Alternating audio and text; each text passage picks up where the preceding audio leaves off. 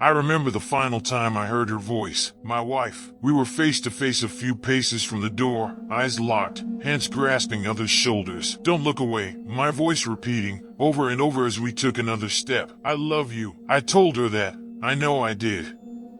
Then I caught her eyes flicker over my shoulder.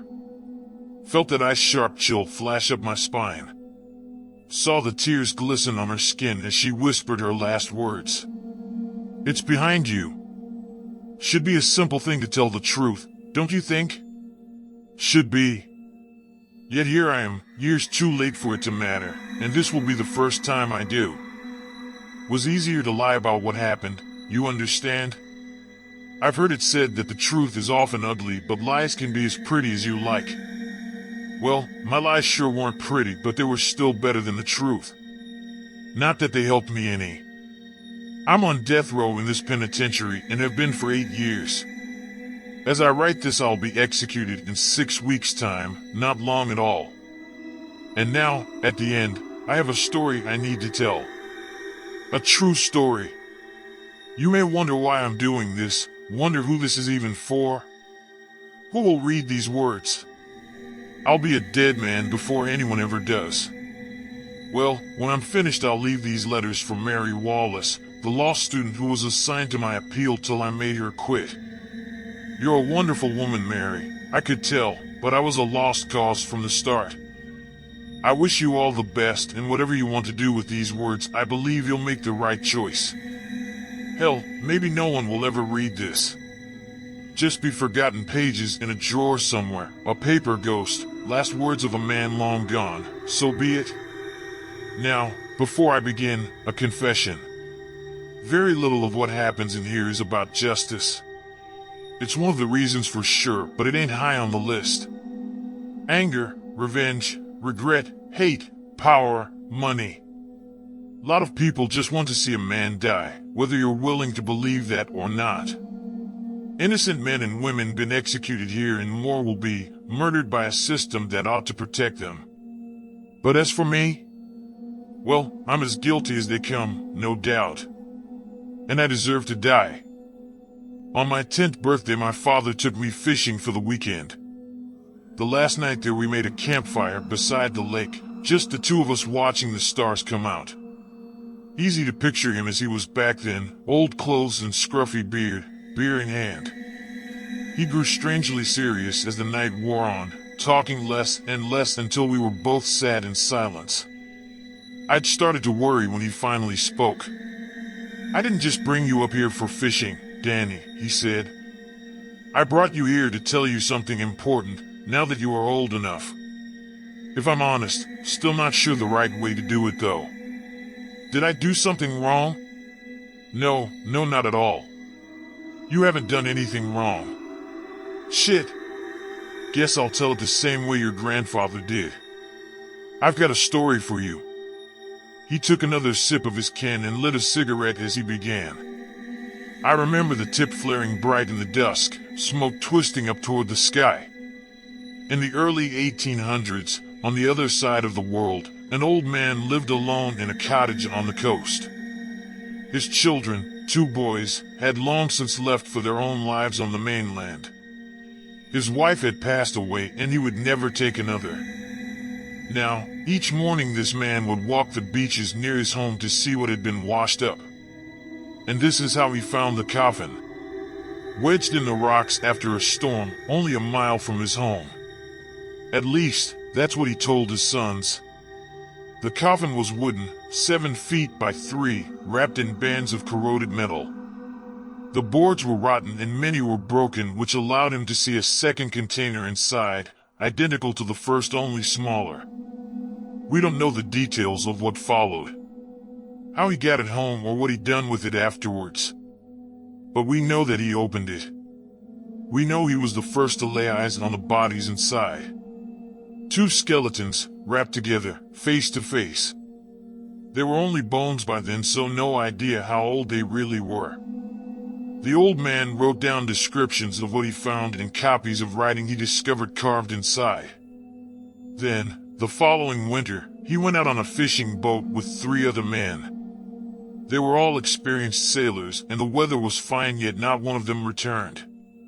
Their boat was found weeks later, run aground, what little remained of their bodies being eaten by the birds. The two brothers inherited their father's home, and when they returned to it, they read his notes and diaries. We don't know exactly what was written in them, but there was certainly some clue, some information that helped them discover the truth. Their father had been cursed and passed it on to them. You know what a curse is? Good, that saves some explaining. Now, when it came for them the next year, the same date it had for their father the year before, only the eldest survived. He fled away to the nearest city, then the next year further again, and kept going. Ended up starting a new family of his own 1,000 miles away. He was the man who wrote down the rules for the first time, passing on what he knew of the curse to his descendants. My dad paused to stub out his cigarette, which had burned away unsmoked, in his hand. I can only imagine what I must have looked like sat there before him. Equal parts confused and afraid, wondering why he would treat a campfire story so seriously.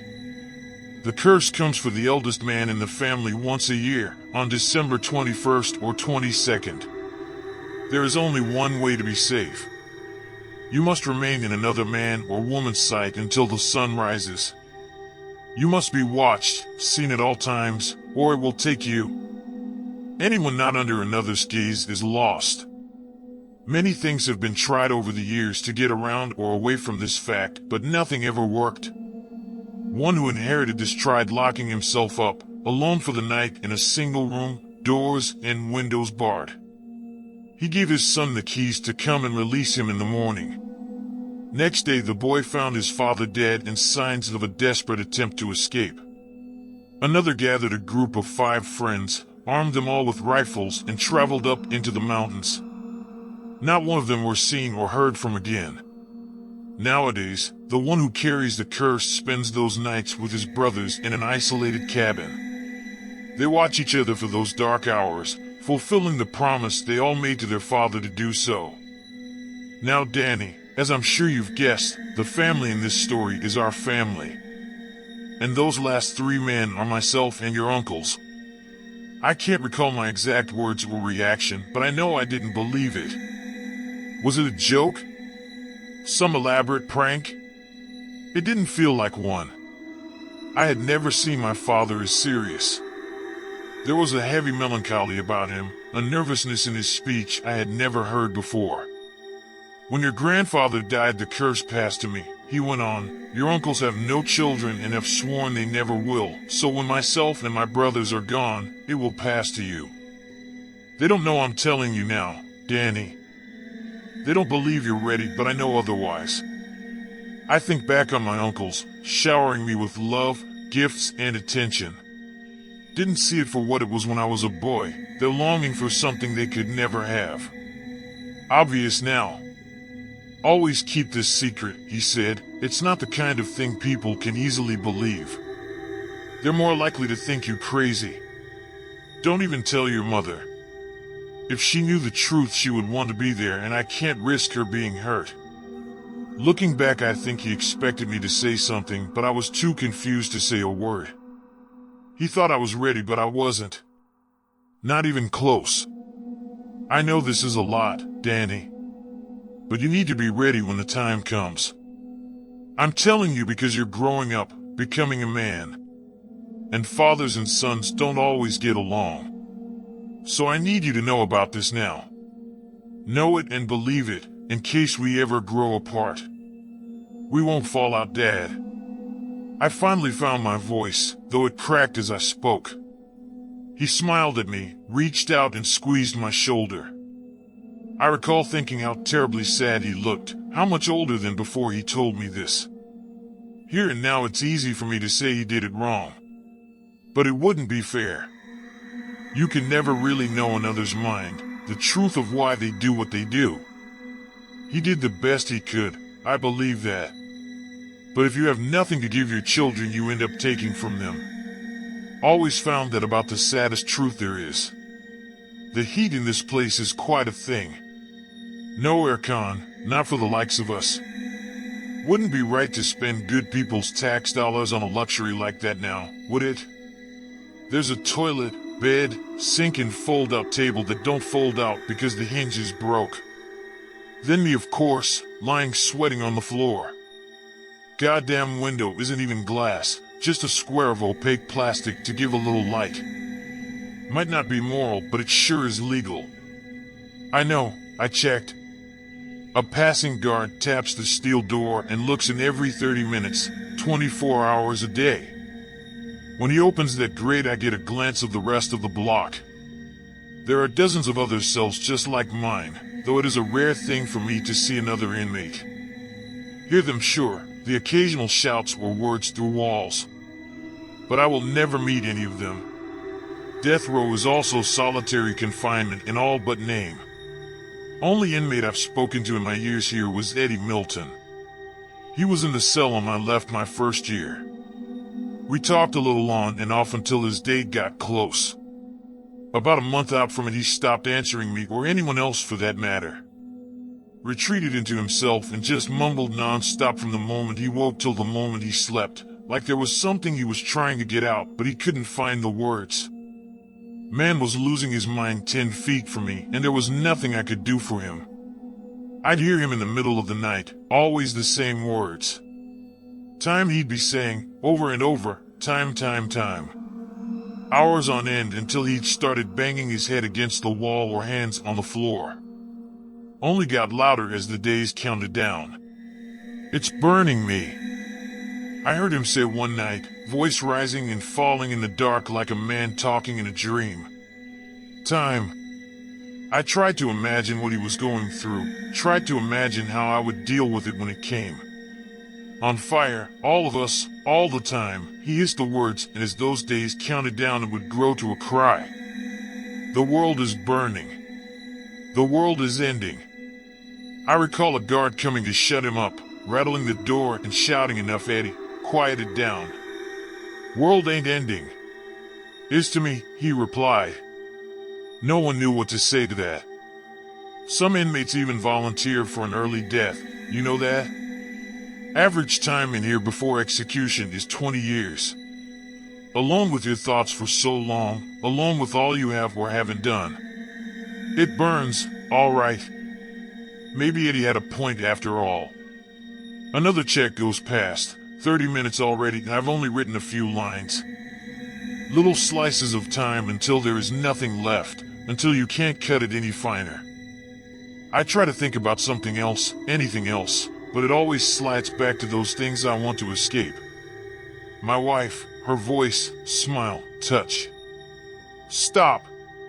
It's harder than you might think. With so little else to occupy you, there is only an hour each day for exercise, shower, or even visiting. My mom used to come see me before she passed, though I begged her not to. I had hurt that woman so much I could hardly bear to sit in front of her.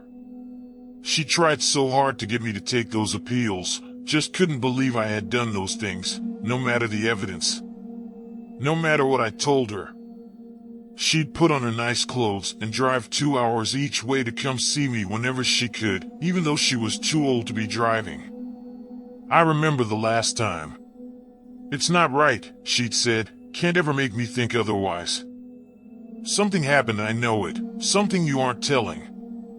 Her voice getting louder as it always did, rising until it broke in a flood of tears and she had to be helped away. You're my boy. You're still my boy, and I could always tell when you was hiding something.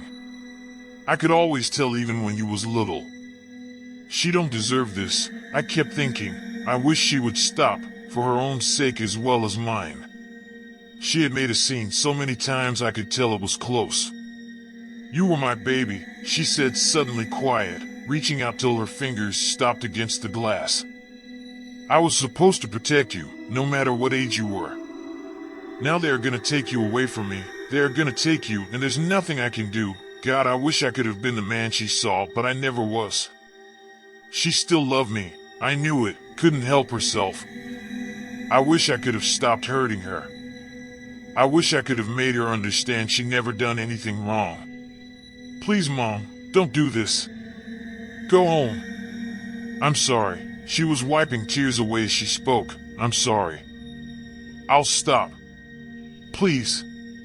Please don't make me go, please. Maybe a lot of the ones here deserve death, not just me. I can believe that. But my mother didn't deserve to lose her son. The inmates' wives and brothers and sisters and parents and children, they don't deserve to lose someone too, do they? So much pain, and it's always growing. We call it justice, but it's fuel on a flame. That night I thought of her driving on those long dusty roads, then sitting alone at home. She had lost everyone, and there was nothing I could do. She told me once she had shouted on my father before realizing he hadn't lived there for near 20 years. When I next called her, there was no answer. She had a stroke a day later and died in that empty home. It didn't have to happen, you know that? If I hadn't been in here, she would still be alive. I could have saved her. But here I am, until I die. Time is a fire, and here we burn. My parents divorced when I was 12. My father had become a drunk, no nicer way to say it. Started drinking as soon as he was awake and didn't stop. He was never violent to me or my mom, but it always felt close, the threat of it, like it was on the edge of happening. I wasn't there when she asked him to leave, just came home and found him gone like he'd only been visiting all this time. We hardly spoke by that point anyways, exactly as he had feared. I went through high school without him. Got a call maybe once a month. I began to see him less as my dad and more as just a crazy old man, ruining his life and trying to take us down with him. When I was 16, he took me for a birthday meal a week late. It was clear he was actually sober for once and struggling mightily with it, pale and staring for that extra moment at every passing glass. His hands shook when he tried to light a cigarette. Still, I watched him like a hawk, and he never touched a drop. Not even a nip from that hip flask he thought I didn't know about.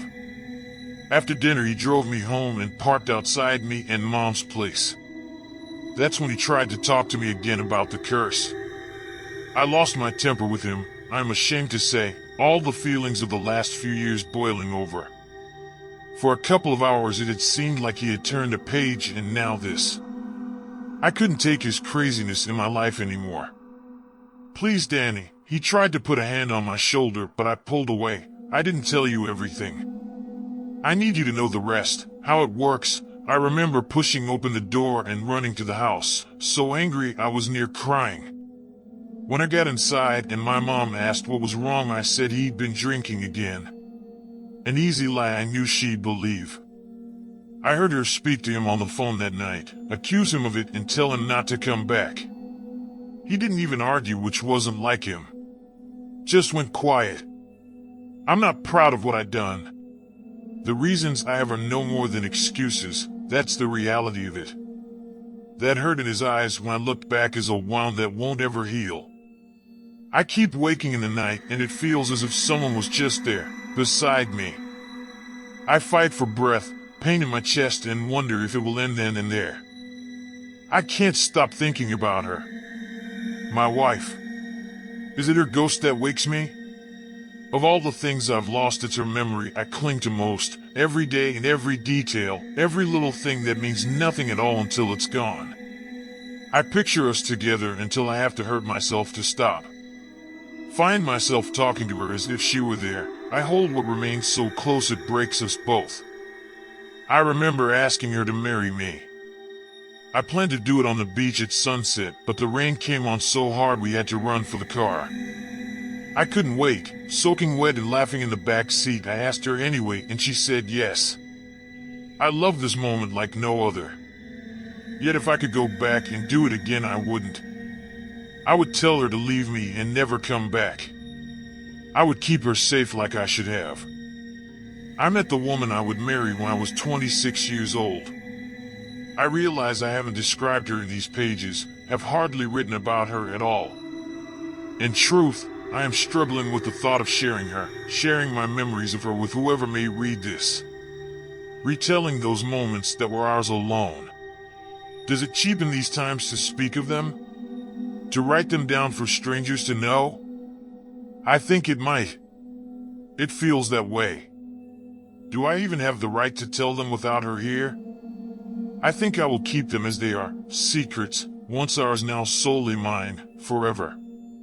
I will share no more of the woman I loved, no more details. You cannot have them. They are all I have left. My father wasn't there on my wedding day. I told him not to attend for all our sakes if he couldn't be sober. I guess he decided he couldn't. My uncles at least were there, apologetic on his behalf. We married, traveled, moved across the country, and bought a home. We built something back then, together. A life that was more than the sum of its parts. Then one December 21st I snapped awake just before sunrise. I was uneasy, a cold sweat on my skin, as if I had woken from a nightmare I could not recall. My wife stirred beside me, so I walked downstairs and poured a glass of water. That feeling not only remained, but was growing, a sick weight in chest, a rising fear of something searching for me. Coming closer. I checked the door locks and windows, found my hands trembling as I did. I was terrified, yet I had no idea why. My legs began to buckle under me, heart racing. I was ready to call out for my wife when I heard her cry in her sleep. A dream? Could she feel it too? Then it stopped, as sudden as the flick of a switch. I sat on the floor gasping for breath and saw the first rays of the sunrise. My mom called me the next night. Said police had come round to tell her my father and my uncles were dead. She and I were the only living relatives. There had been a fire at their cabin and no one had survived. A few weeks later the investigation concluded, for all that it was. The official story was that one of them, likely drunk, had knocked over one of their many candles or gasoline lamps. It was a sore fact that it didn't seem unlikely at all.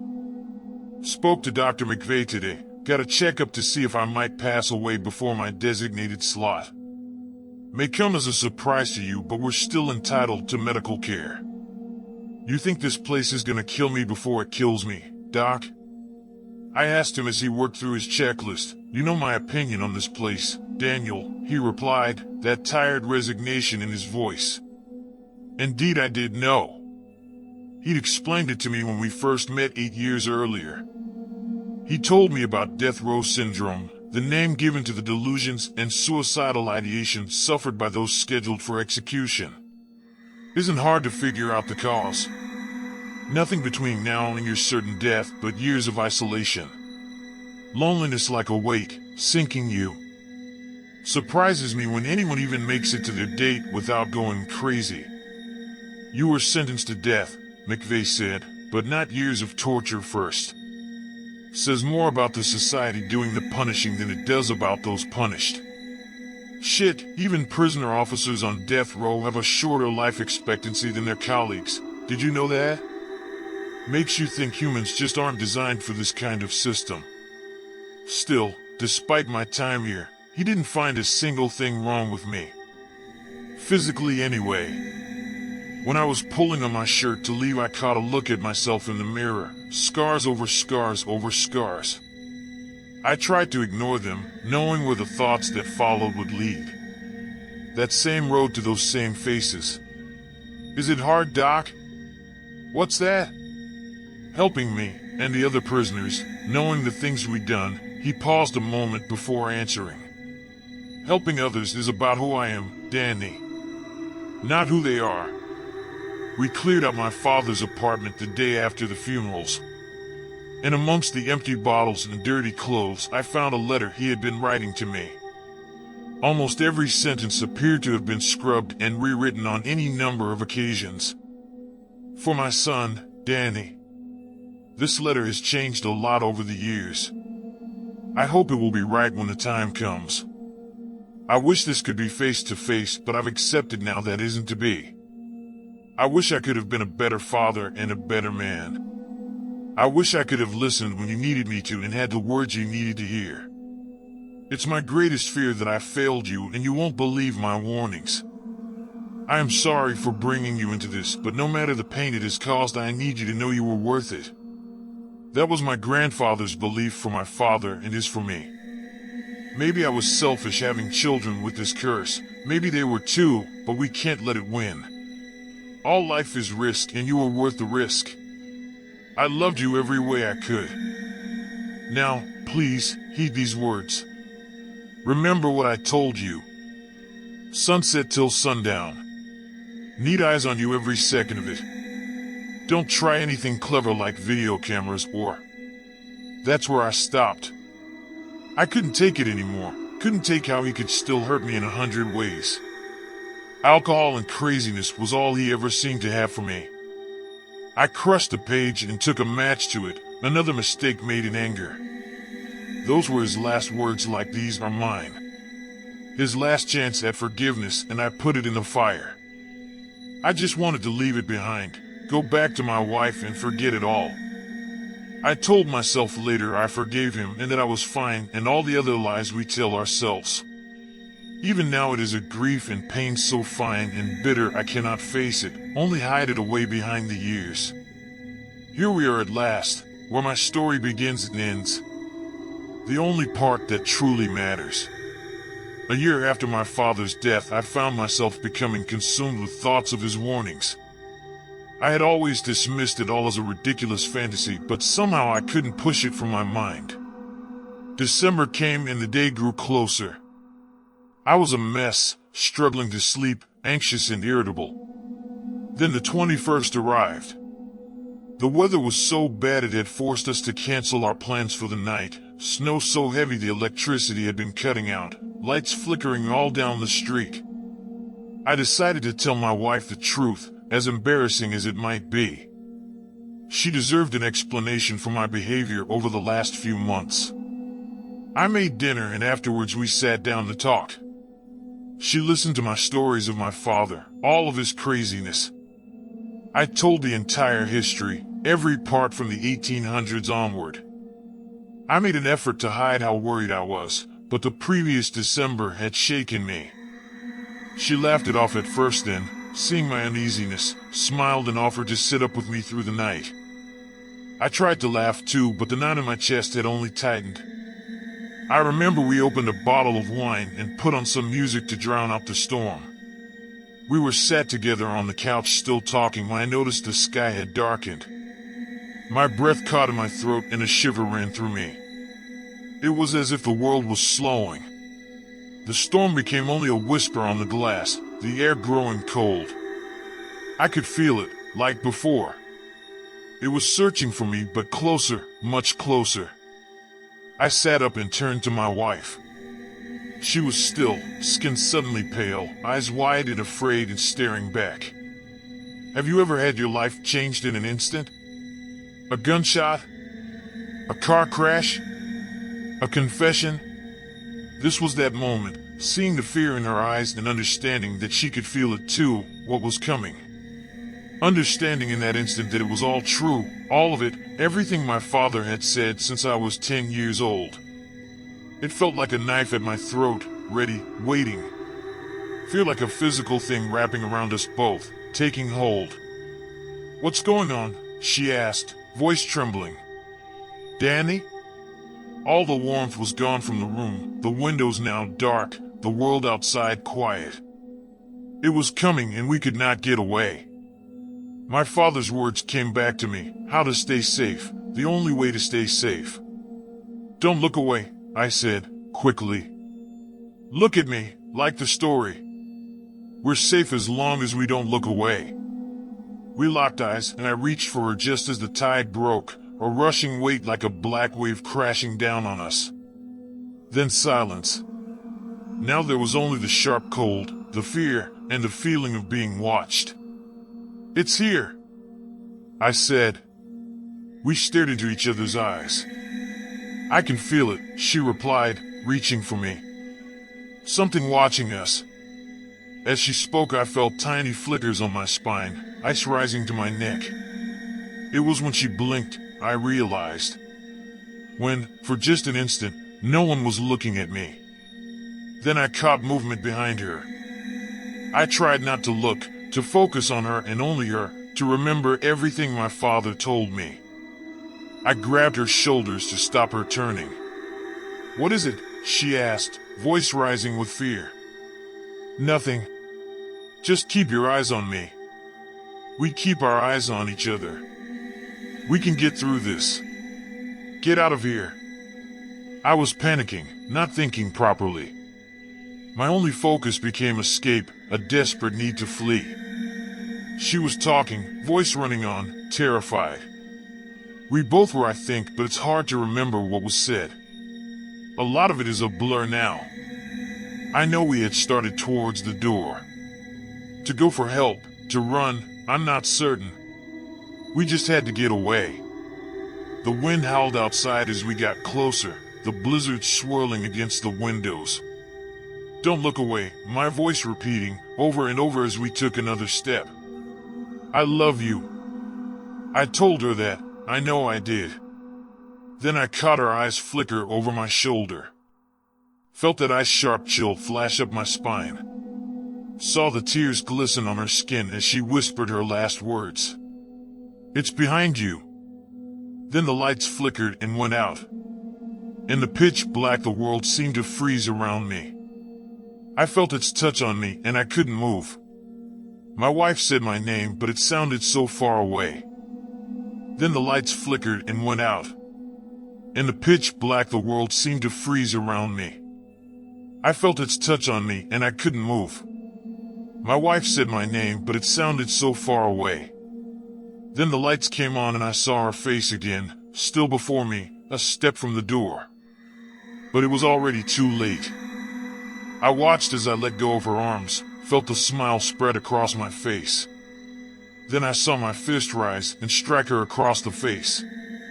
I tried to stop it. I tried to help her, to speak, but I was no longer in control. I could only watch and listen.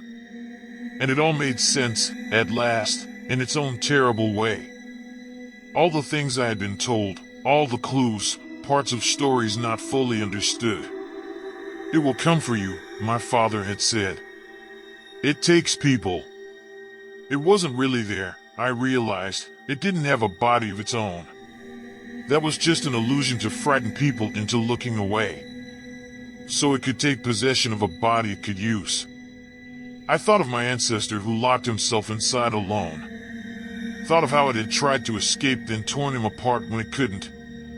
This was why there was no use running or hiding yourself away. A new fear had filled me, one colder and crueler than before. A fear that came with understanding what was happening to me and what was going to happen. I tried to scream at my wife to run, to get away, but I couldn't speak. I couldn't move my limbs, not even close my eyes. I was trapped, no more than a passenger in my own body. It leaned down and struck her again and she cried out. I struck her. I wanted to stop it. I wanted to stop it more than anything I have felt in my life. I would have died to stop it. But there was nothing I could do, nothing but a silent scream as it made me watch. When it was over, it walked my body outside into the storm. My elderly neighbor had come to the door with phone in hand, drawn by my wife's screams. The thing used me to kill him too, beating to death on the doorstep as he called for help. Then it walked into the road, stopping the next vehicle. There was a family inside, parents and 2 children. I tried to stop it. I tried, and when I couldn't any longer, I just tried not to look. The thing controlling me reveled in it. Every moment of it. The police arrived then and drew their weapons, but it didn't want to stop. It only laughed and charged. A shot rang out and pain blossomed in my shoulder. I fell, striking my head on the concrete beneath the snow. As it all went dark, I prayed that they had killed me. 2 days left. This will be the last page I write. I've given you the truth now, first time I have to anyone. I didn't tell the police because how could it possibly have helped? Possession, to my knowledge, is not much of a defense in a court of law. There was, of course, a chance they would have thought I was crazy and I may have escaped the death penalty. But I wanted the death penalty, you understand now? I wanted an end to the curse, forever. It stops with me, the only good that will come of this. What else do I have left to say? Clock is ticking. Soon I'll be in that white room under the glare of the lights. One-way glass, families of my victims on the other side. I wonder what I'll say. Nothing, I hope. Can't think of anything that won't make it worse for them. I see my father different now. A man struggling with a terrible truth all his life and losing to it. Knowing he was beaten but still fighting, trying to save what remained of the things he loved. Would I tell him was it worth it? My life? Did he and my mother make a mistake? To me now it feels like they did, but what of all the years that came before? Like any other life there is both good and evil, and I suspect the truth is that we cannot have one without the other. That which lights our dreams also illuminates the horrors. They come hand in hand, inseparable. And as for the curse, it came and took me again my first year in here, and there was nothing it could do with me. Not in here. I could feel the fury as it realized it was trapped, that there was no escape.